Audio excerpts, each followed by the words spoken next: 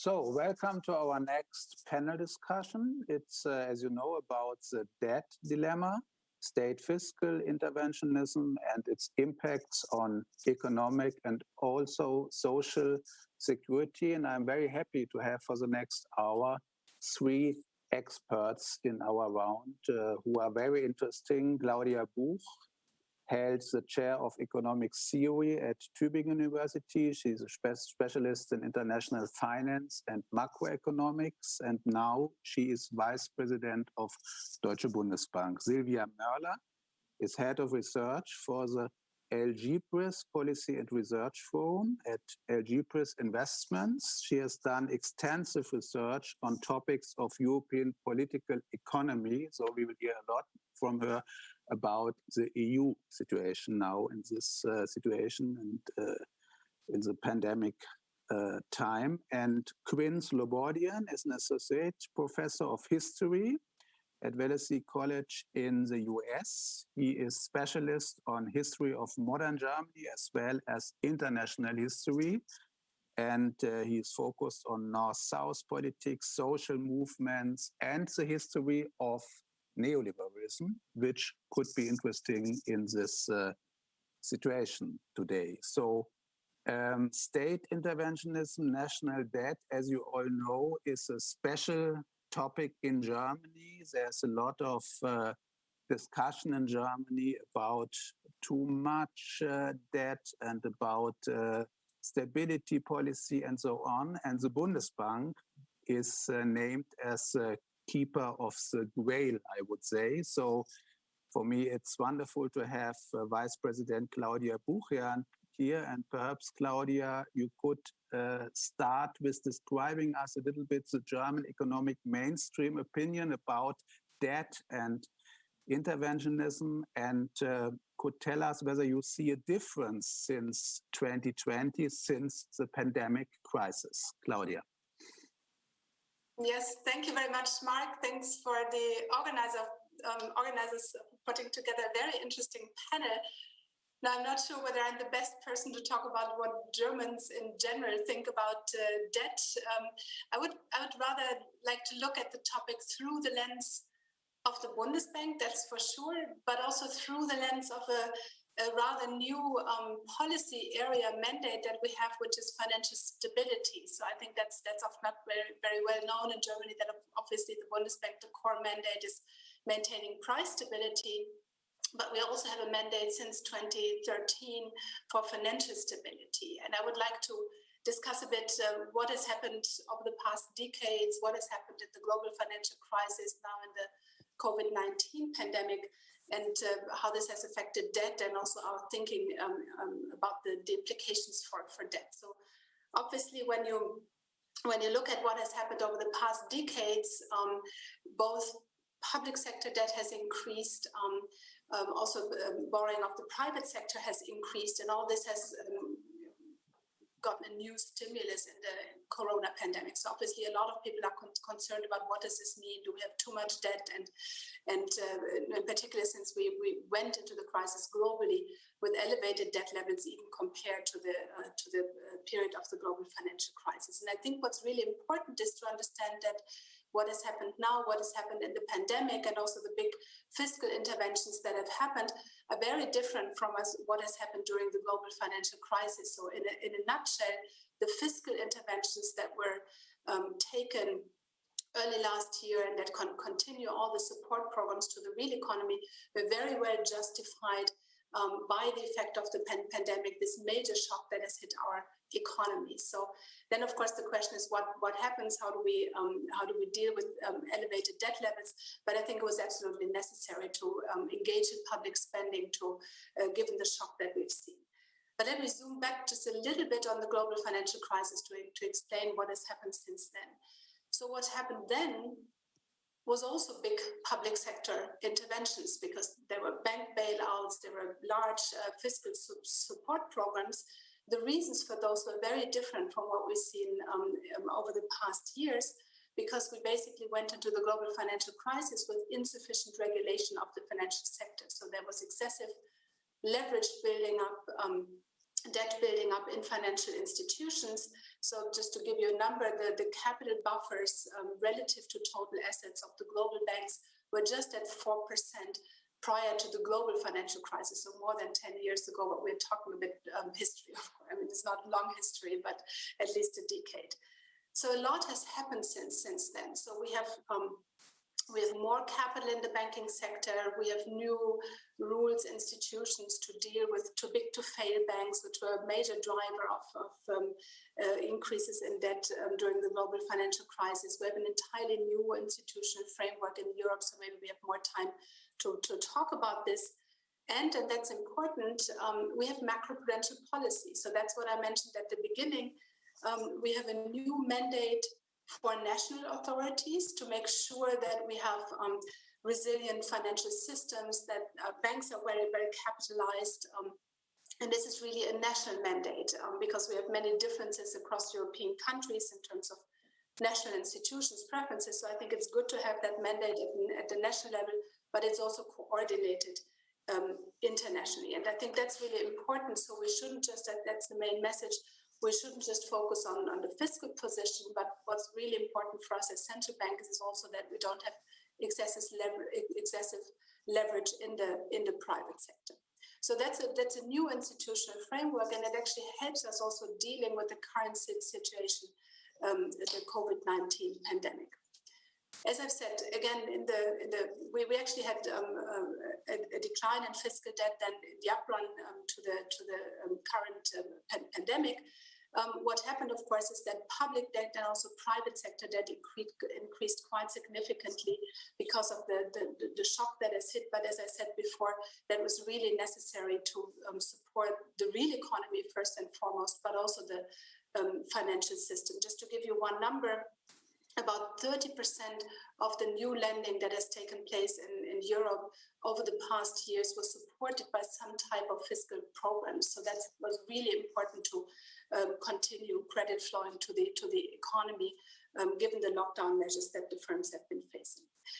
So there was strong fiscal and monetary policy support. This was coordinated internationally, and that was really crucial. Now, what lies ahead, and this is where maybe the concerns come in that you've mentioned earlier, that Germans are concerned about high levels of debt. Obviously, I mean, we can't just keep debt levels increasing. So there are actually a few challenges that lie ahead. So just to mention a few, we will in all likelihood see increasing corporate insolvency. So we have to consider what to do with the corporate sector if we see this corporate insolvencies. We obviously have to consider what to do and continue the same type of fiscal support forever, certainly. We have to be more differentiated, and we need to think about when to phase out the measures.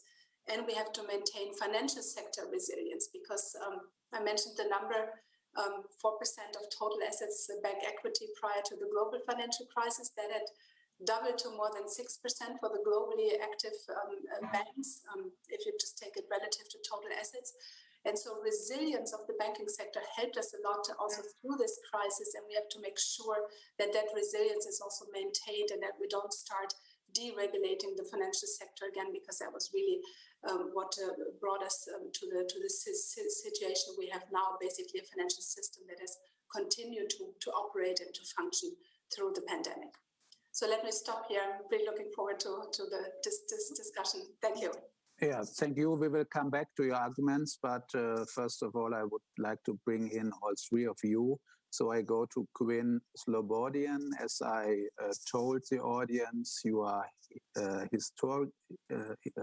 specialist for history, for German history, also for economic history. You wrote a book 2 years ago, The End of Empires and the Birth of Neoliberalism. And I'm wondering, in relation to the topic addressed in this session, what could you tell us about how do you see the situation now, since 2020, before and after? Please, Quinn. Yeah, thanks very much to the organizers and to my co-panelists. It's obviously a really interesting time to be talking about this, as I think there's already right now a kind of civil war breaking out amongst economists about what we should expect in the short term, given the sort of extraordinary monetary expansion and fiscal policy that the United States is rolling out in the first months of the Biden administration. The front page of the Financial Times today said, that Summers is sort of, on the hunt now for the progressive economists who seem to be setting the tone within the Biden administration. And someone like Martin Wolf in the opinion pages is sort of trying to navigate himself, as should he see himself now as more of an inflation hawk or an inflation dove. So these things are very much in the news, right? They're unfolding as we speak, and it's very hard to make predictions about the future. What I think we can say, though, and this relates to the topic of my book that you mentioned, is that the project of building supranational institutions that have as their goal the removal of certain key issues of economic life from the space of democratic negotiation and democratic discussion is under intense pressure right now and is facing an enormous legitimacy crisis, perhaps more than ever. So what do I mean by that?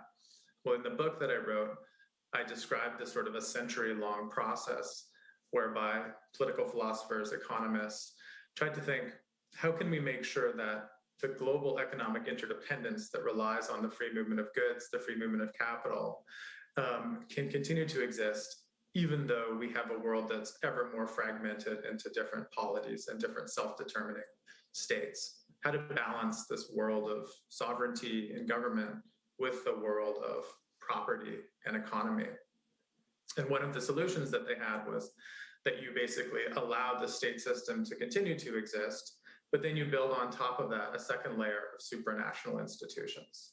So you can think here of something like the IMF, which becomes responsible at some level for monetary governance and monetary stability. You can think of something like the European Economic Community, later the European Union, which was given the task of sort of ensuring competition would remain robust and healthy between states, and would later, of course, with the emergence of the European Monetary Union, take into itself the management of currency for the entire space. So these projects, culminating arguably with the World Trade Organization in 1995, had sort of a similar idea behind them, which is that democratic politics can be disruptive.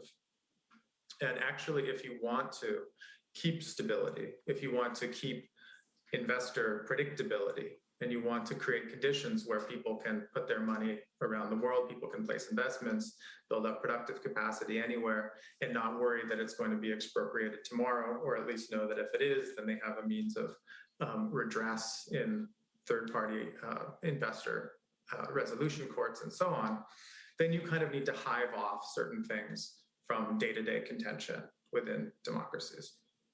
And I think that in some ways, the creation of the European Monetary Union was a kind of apotheosis of that kind of thinking, or at least it was seen that way by a lot of people, that this was a way in which the control of money was taken out of the hands of nation states and centralized at the continental level, and that now it would be conducted with an eye to all of the things that Claudia was just mentioning, price stability and so on.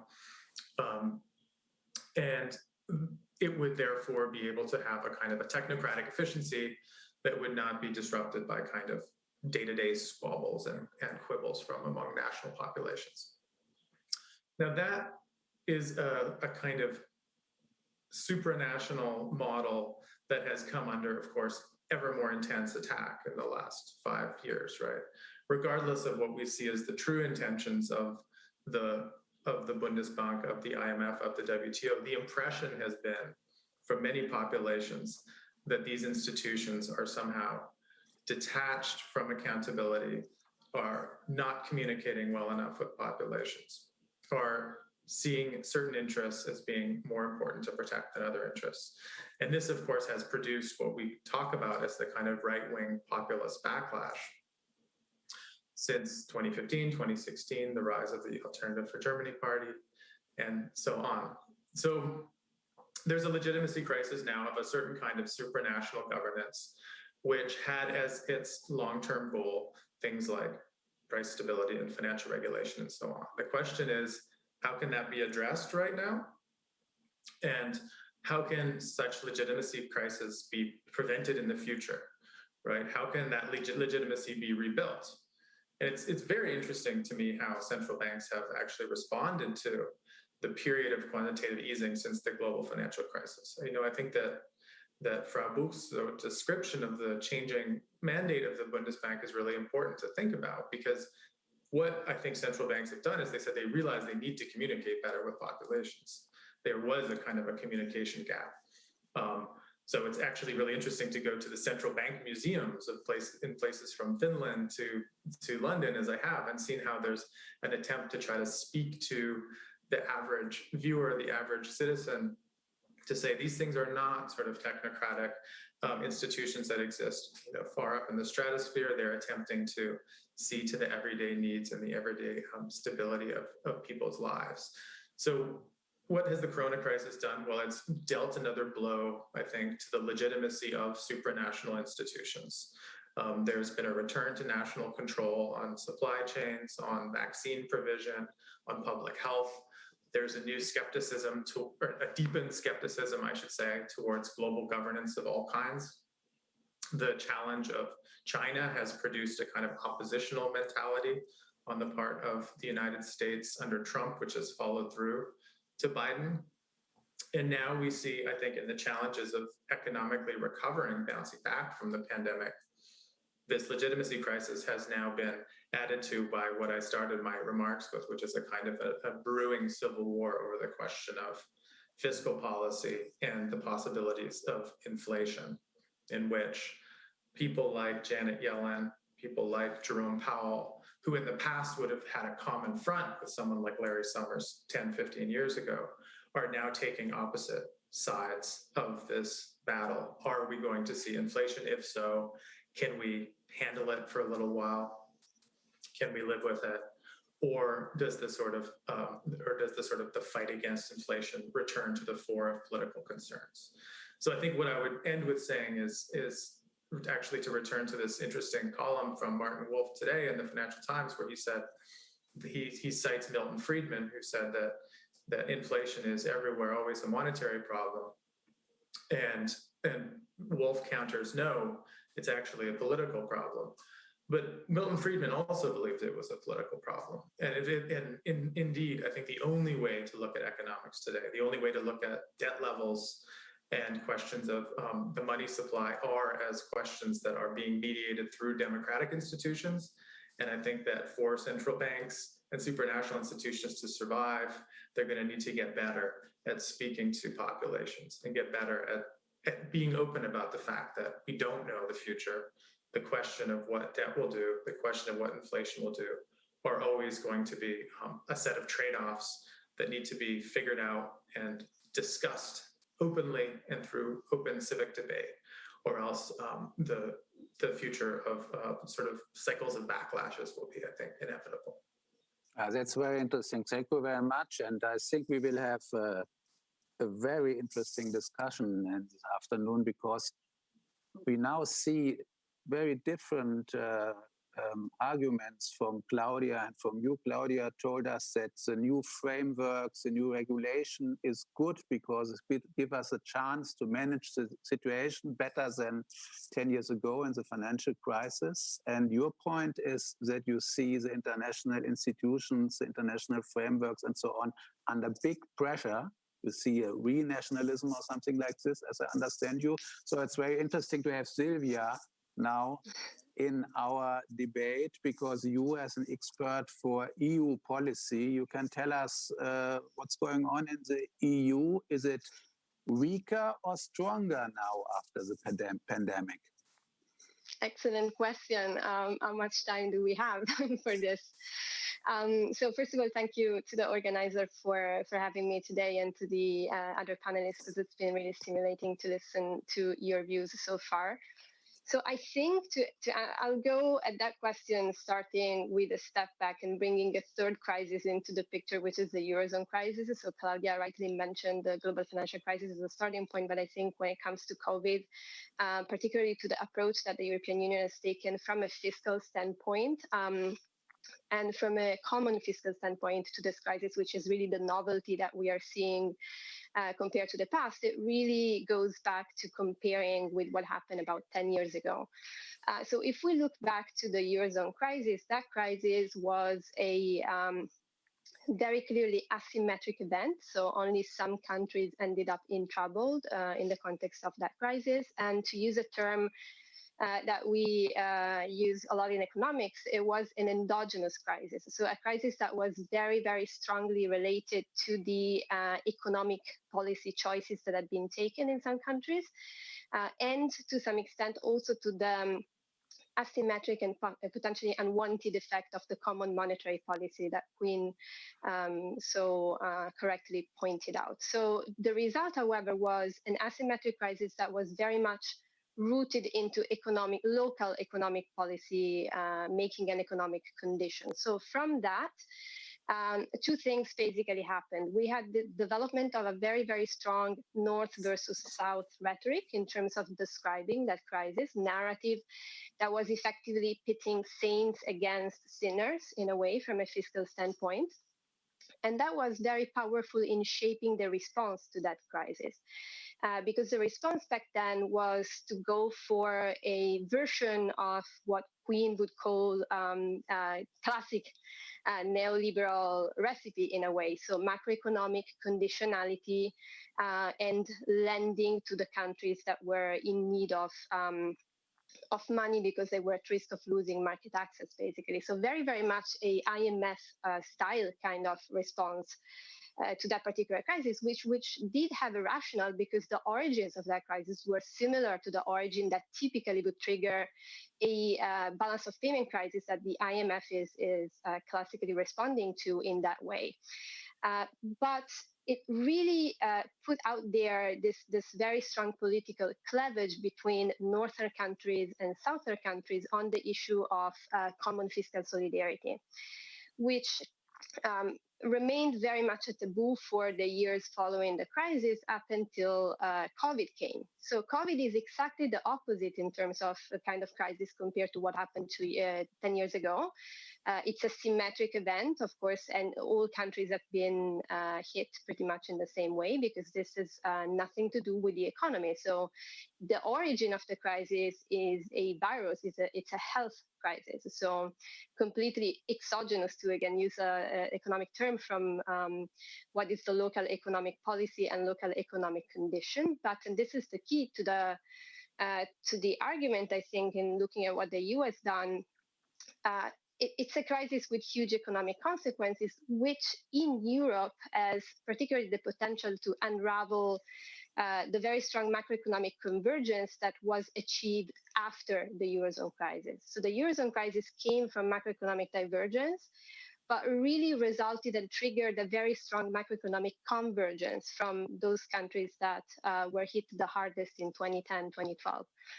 All this was at risk of being completely destroyed and unraveled by the COVID-19 crisis. And the reason for this is that even though all countries have made extensively use of fiscal policy in 2020, if you look at the Eurozone, for example, the average of the discretionary fiscal spending in 2020 has been around 4% of GDP. If you look back to the global financial crisis, the equivalent figure was less than 2%.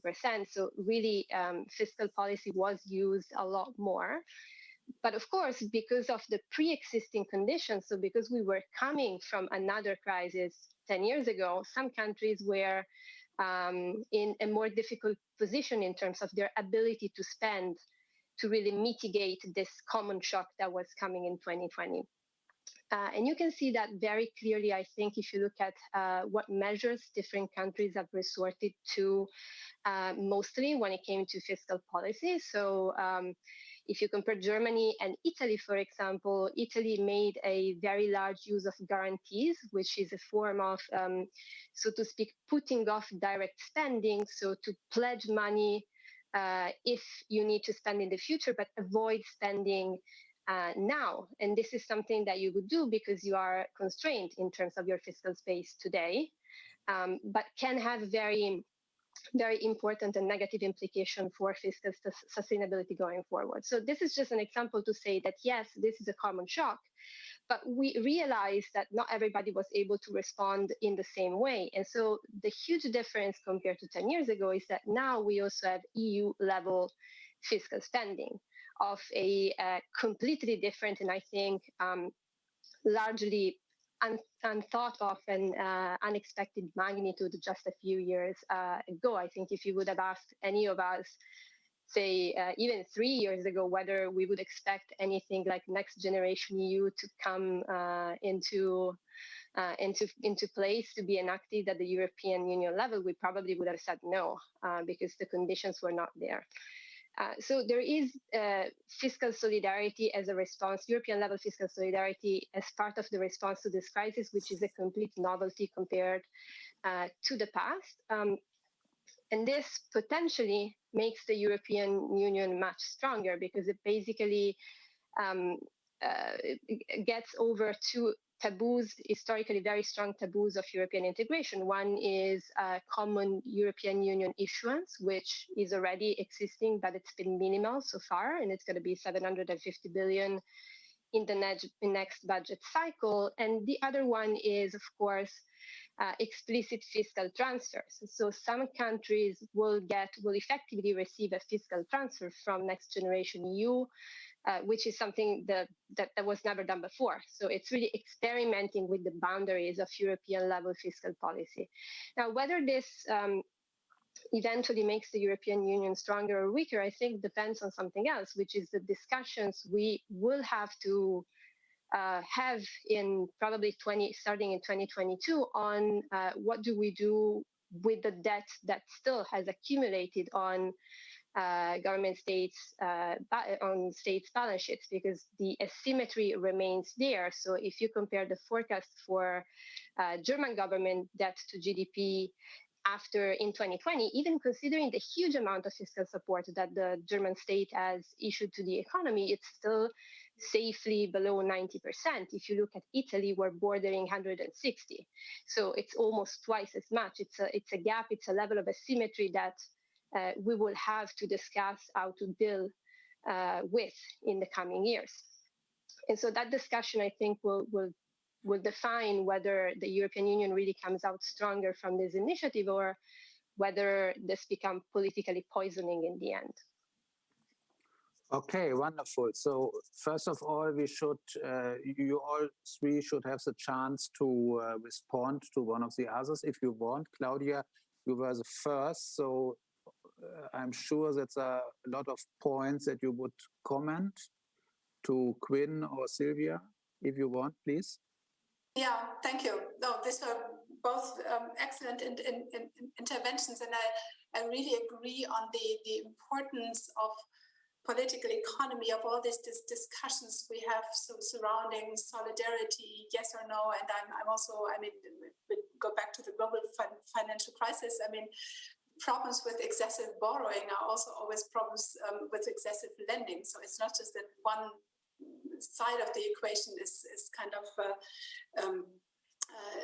engaging in excessive behavior. I think this is what we've learned, and that's also why a lot of the support measures that went to the countries in Southern Europe, for example, they also benefited the German banks. So that's what you see, that it's actually always two sides of the equation that we have to look at. And that's, I think, what this perspective is, what financial stability policy, macroprudential policy, it's a bit of a technocratic term, what that brings into the perspective. And I should say, one of the lessons, the way I perceive it from the crisis, is exactly that understanding that we have new institutions. Yes, they are supranational institutions. So just sticking to that example, the European Systemic Risk Board, for example. So that's where all these different views and perspectives are brought together.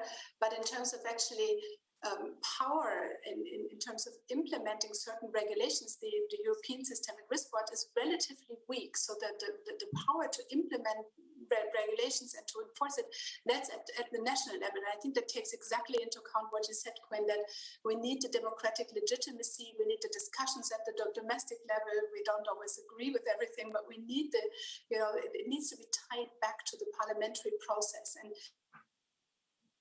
which is cross-border effect. So we can all take decisions at the national level, and we know better the institutions and the preference and whatever, but there might be cross-border effects of our decisions. So there might be inaction bias, and there might be other things where you need a body that coordinates the different views in a common market as we have it in Europe. And I think this is kind of, some of these new institutions are striking parties around the table, and it's not always easy to come to conclusions. So maybe that's part of the lesson, looking at what we've done after the global financial crisis.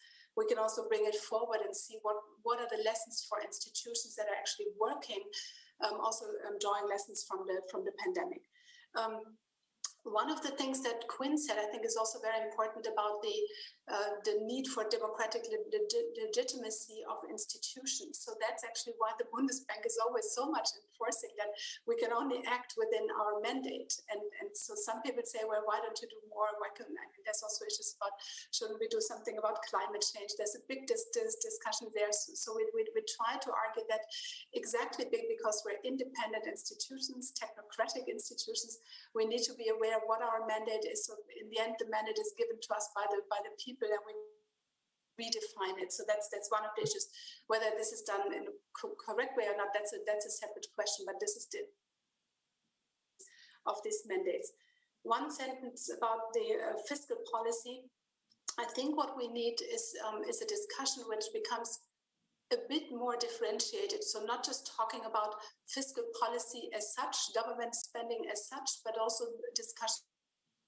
The money go? Is it conducive to growth? What are the social security objectives that we're pursuing? So I think that type of discussion would be very useful both at the national level and at the European level.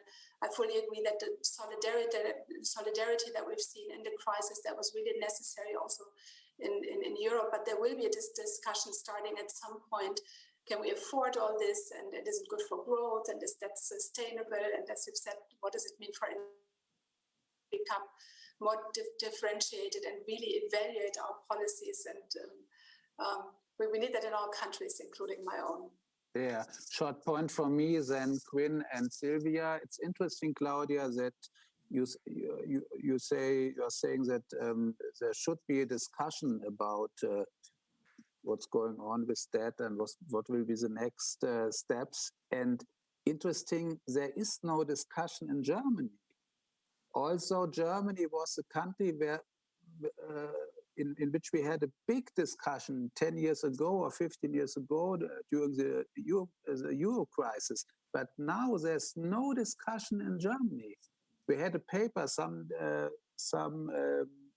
days before, we published it in the Süddeutsche Zeitung from former important politicians like Peer Steinbrück and Oettinger and all these people, and they demand a discussion in Germany, but there is no discussion.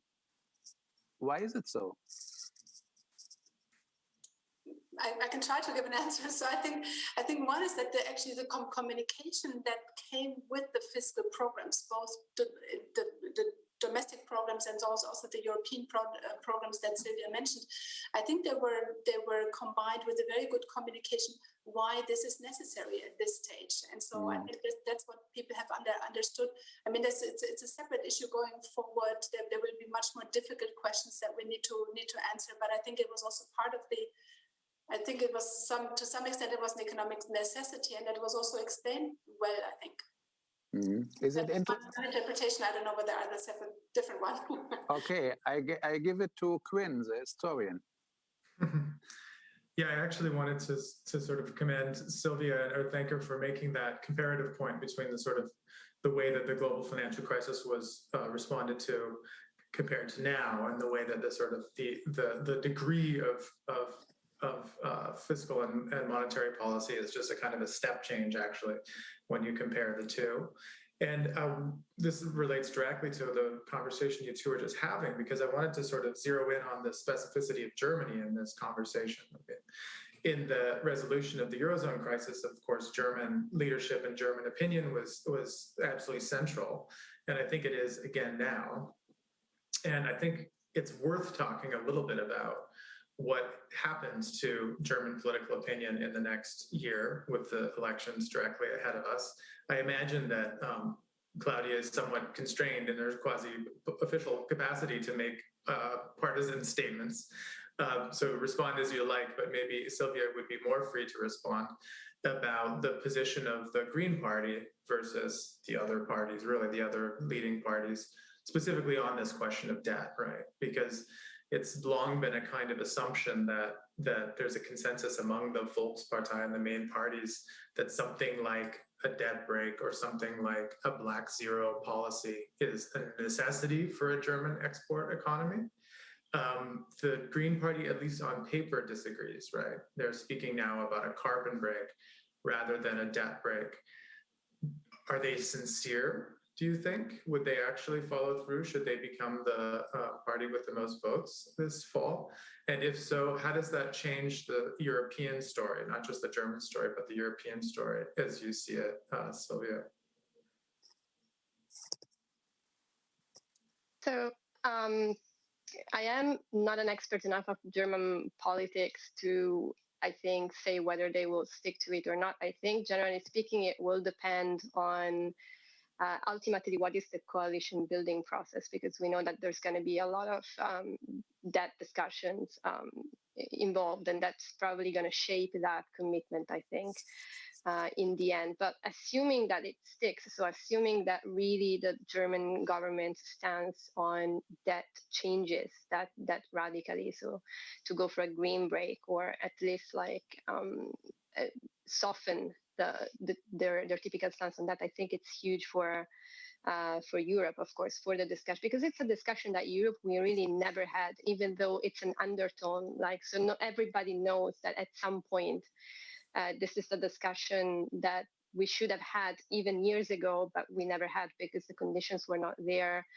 I think from an economic standpoint, and even less so from a political standpoint. But it's going to be necessary to have that discussion in the broader context of rediscussing the SGP, the Stability and Growth Pact, and the fiscal rules at the European level in 2022. So, of course, if Germany by 2022 has a government that has a very different stance on that issue, that's going to shape the political discussion at the European level quite significantly, I think.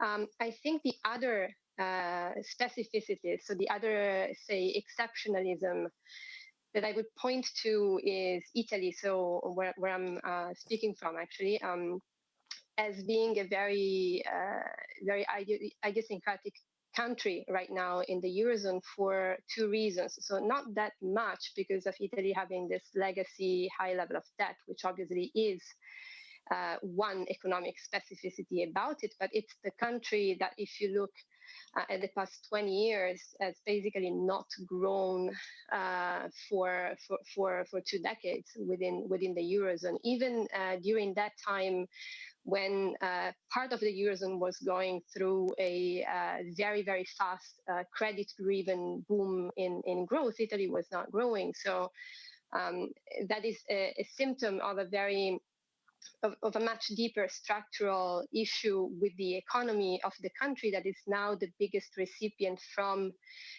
this new EU-level fiscal solidarity initiative. So, of course, the discussion that we're going to have in 2022, I think, will depend crucially not only on what the new German government will think about debt in ideological terms, but also on whether Italy is actually able to spend the money that it's going to get from Next Generation EU in a way that really pushes growth to levels that we have not seen in the past 20 years. So I think that's really essential for this discussion to be productive. Okay, before we go on, I have a question for the professor of history, and I would like to raise it because this is a history forum today, Körber History Forum. The question is, what are the major examples of historical turning points during national debt played a role in order to overcome crisis, disruptions, challenges. Could you give us some examples, Quinn? Where debt played a role. I mean, I think that it's useful to sort of return to this point that Claudia just made about kind of differentiating between different kinds of debt, right? And different kinds of fiscal policy, right? Debt isn't just debt, period. Debt, there's good debt and there's bad debt. And I think that the debt that goes into kind of investment that, you know, expands the productive capacity of an economy, that it puts people back to work and so on, is one thing compared to the kind of something that will just fuel consumption, and especially in the United States example, you know, expand inequality by letting that new money basically slosh into assets where it is captured by a small amount of the population and not by most of it. And I think that's kind of the, you know, in a way, the most relevant historical parallel is the most recent crisis, the global financial crisis, right? I think where the response was still under consensus around inflation, which assumed that to spend at the level that they were forced to would lead inevitably to inflation. That did not happen, right? I mean, it's hard to sort of overstate the intellectual work that's being done right now as people try to process still how a decade and a half of quantitative easing actually has led to continually low levels of inflation, if not deflation, and zero interest rates and so on, right? So I think that it's of limited help to, I think, draw any parallels back further than the kind of intellectual rupture that the post-2008 world has presented us with, right? I think this combination of American dollar supremacy mixed with the incredibly strong Chinese economic challenge has produced just a set of circumstances now that has no real comparison as far as I can tell. Okay, so let's talk about the present times. I see now questions from the audience. Perhaps we can stay a little bit in the EU framework. Somebody asked, has COVID-19 brought back the idea of Eurobonds named differently? That's very interesting because Eurobonds in Germany, as we all know, very bad idea. Nobody talks now about Eurobonds, but is this what we can now see as European solidarity? Is it the same with another name? Claudia? Well, some of the programs that are being financed, as Silvia talked about, that are related to the crisis management and the solidarity related to the crisis. There's joint financing instruments, obviously, but it's not the old this discussion about the Eurobonds. I mean, this is really, I mean, like Quinn said, this is a discussion that should take place at the political level, where also the different preferences of the voters should in the end play a role. So it's not for me to say I may have my own personal preferences, but it's not for the central bank to say how these decisions are being made. So we are talking about what happens after we are out of the crisis mode, once we start talking about how should Europe in the future look like. So I think that's this discussion we should have at some point, but it's really a political discussion that should take place. I mean, just maybe one word on what has been discussed about. Obviously, I can't say anything I would know, and I can't say anything about what would be the outcome of the elections. But one of the things we have to bear in mind that there's huge challenges of projects that need financing, and we have, somebody mentioned the climate challenge, and this is not just about financing through debt. I think we need, in particular at the European level, we need deeper markets for equity capital. So there's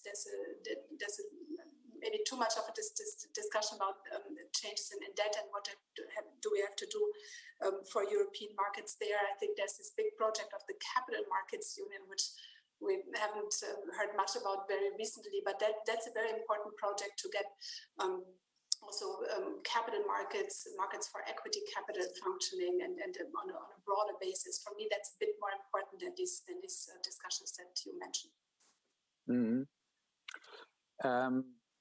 you mentioned the role of the European Central Bank in this crisis and before. It's same. We are done in Germany. We are done talking about ECB now. ECB, it's okay. That's different from the last crisis. Is it, Quinn? You mentioned before that it's important to have a good argumentation, to have good open argumentation, to explain as politics and experts what's going on. Is this a lesson the ECB has learned from the last crisis? And therefore, it's now have a better image, perhaps? That I don't know. I haven't been following their sort of popularity ratings, but I think that it is worth noting something that has been really striking in the last year is that we've really seen all three branches of government, right? It's not just been a question of the kind of legislature and the executive where the people vote for representatives and then they maybe give their sovereignty up to supranational institutions or raise it up to a different level. But the entrance of the Constitutional Court into this particular political economic discussion, I think, has been totally fascinating, right? I mean, I know at least one law professor who thinks there should be like a thriller made about Karlsruhe at this point, because the fact that they now are... I would watch it. Yeah, no, all four of us would watch it. I don't know if it would really catch on for the masses,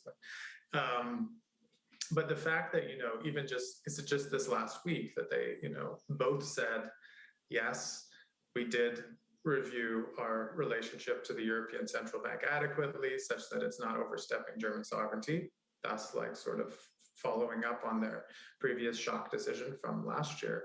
And then also responding to the young people bringing the case to the court that, in fact, Germany is not doing enough to do the climate transition quickly enough. And in fact, these measures need to be rolled out more quickly. So there's a fascinating, I think, kind of triangulation happening here, which is happening, I think, in public. It's happening through initiatives coming from the public, whether or not they're self-interested actors. Clearly they are. I mean, someone like Bernd Lucke and the Alternative for Germany party, backed by billionaire August von Fink, aren't exactly your average German citizens, but they have interests that are being brought forth, openly discussed, and then that reflects back and potentially changes, as Claudia said, the mandate that now these institutions have to follow. I mean, in that sense, I think the machinery is working correctly, and I think we can hope to see more instances of this kind of three-way conversation. And it may be the case now that some of the challenges to the ECB were simply defeated. I mean, you can look at the sort of left populist wing from Alexis Tsipras to the recently sort of dethroned Pablo Iglesias in Spain as sort of examples of an attempt to truly rethink the way that Europe operates, was launched and had some momentum for a while and then lost. The one that succeeded was Brexit. and that now has perhaps kind of chastened some of the more Eurosceptic wing on both left and right. If you look at someone like Salvini and Le Pen now, they don't actually want out of the European Union anymore. They're getting everything that they want from Brussels. So all they want to do is get more of it. That's quite different than actually wanting to go it alone. So I think this might be more of the mood now is less the move towards splintering and fragmentation and more just fighting for access to the credit faucets that are coming from the center. Okay, Silvia, Claudia, do you want to add something? Yeah, Please, can Silvia? I follow up quickly on the question of ECB communication? And I know that Claudia is probably not going to be able to comment on this, but I think it's really interesting to look at how the ECB itself evolved during this crisis, because if you think back to the early days of the pandemic in Europe, so when it was still very much Italy being the only country that was under stress from the virus, and we're talking early March 2020, you will remember that comment that Christine Lagarde made in a press conference saying in response to a question about what the ECB was ready to do, to ensure that the cost of funding for the countries that were coming more under stress would be preserved, would remain low, that she answered, we're not here to close the spread. And that created obviously some market turmoil, and then prompted an apology from President Lagarde on one hand, but then also possibly the biggest and boldest step that the ECB has taken since Whatever It Takes in terms of policy, which is PEP, so the Pandemic Emergency Purchase Program. And I'm saying that this is a revolutionary tool because it's a tool where the ECB explicitly stated we are going to be flexible on all those constraints that typically we abide by in our quantitative easing program. So the classic ECB QE program, which the Karlsruhe decision was about.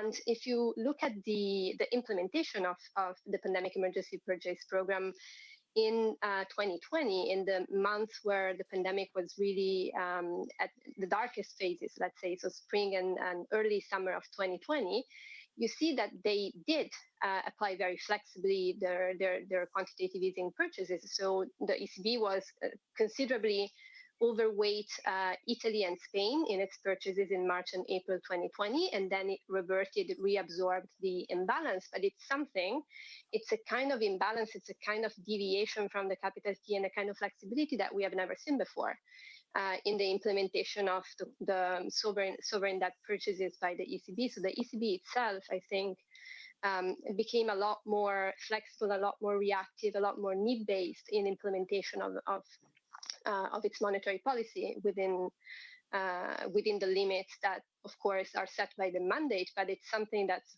very relevant, I think, for the architecture of the monetary union. Mm-hmm. Claudia? Yeah, maybe just bring that a bit together with what I said earlier, that actually this whole policy response, I mean, it was in some sense a package without, explicit coordination, but it's very clear at the beginning of the pandemic that all needs to be done in terms of fiscal policy, monetary policy, and we have really talked about supervision. Also, the supervisors relaxed some of the constraints. I would say that they kind of enabled the banks to also continue lending by relaxing some of the supervisory constraints very well within the existing regulatory framework. So all this was done at the same time, and I think it was very effective in terms of cushioning the shock for the real economy, and as I said, also for the financial sector, so ensuring that the financial sector could also continue to function. So the difficulty, as I said, will come over time. So at some point in time, the immediate crisis will be over. The economy will start growing again. We will all start spending again. And so the question will be, how do we dial back on all these exceptional crisis-related policies and make sure that there's always the risk of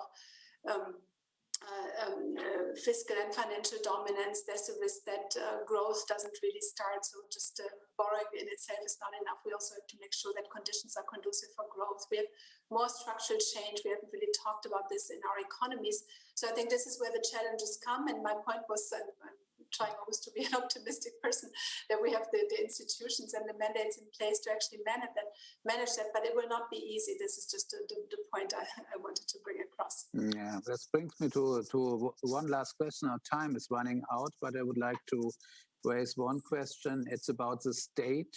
Quinn, you talked about it before. The question is how the crisis and the recovery programs implemented on the national, international level, how all these things change the attitude towards the state. What do you think? Well, I think just to tag on to something that Claudia just said, that the crisis will eventually be over. Of course, from the point of view of climate change, it's not a true statement, right? And I think that this is something that is the field of conflict that we're looking at in the coming years. The kind of enormous rollout of state capacity supplemented by scientific knowledge, often accompanying some constraints on people's individual life choices that the coronavirus forced upon all of us, is really kind of a preview in some ways of a serious response to climate change, right? You need to have enormous state power. You need to have cooperation with the private sector. You need to have willingness on the part of populations to make changes in the way that they conduct their lives and kind of can make consumer choices and so on. And it doesn't just last for a year. It's something that could and might have to become a kind of a quasi-permanent new normal. So that is if taken seriously, is a kind of world historically colossal demand to make on a society, right? And sticking just to the level of debt, if you want to talk about kind of green central banking, and many responsible non-fringe people do want to talk about things like green central banking, then you have to change your relationship to the idea of debt, right? I think yes. some of the things that Claudia was saying about we need to make sure we don't overspend and don't overdo it and so on, won't really be statements that would be accepted by people who take on seriously the kind of spending that is required for an energy transition, I think those would become kind of pieties and generalizations that kind of won't necessarily work anymore. Okay. So that would be what I would say is like that buy-in from state to state is going to be very difficult to negotiate, especially given the sort of north-south relationship that Silvia started us off with. Will the sort of frugal states of Northern Europe agree to these kind of reconfigurations of the idea of debt unless there is truly a kind of paradigm change within German leadership itself about what debt means in the face of climate change? Okay, we have 2 minutes. I try to make a last conclusion round with each of you. And I would like to ask you, and of course, with a short answer, brief answer, what do you think when you look at the end of this decade, so at the end of the Roaring '20s now, 2030, how will be the economic and political situation in Europe? What is your perspective? Perhaps Silvia, would you like to start? Well, that is the $1 million question, I think, if I only had a glass ball.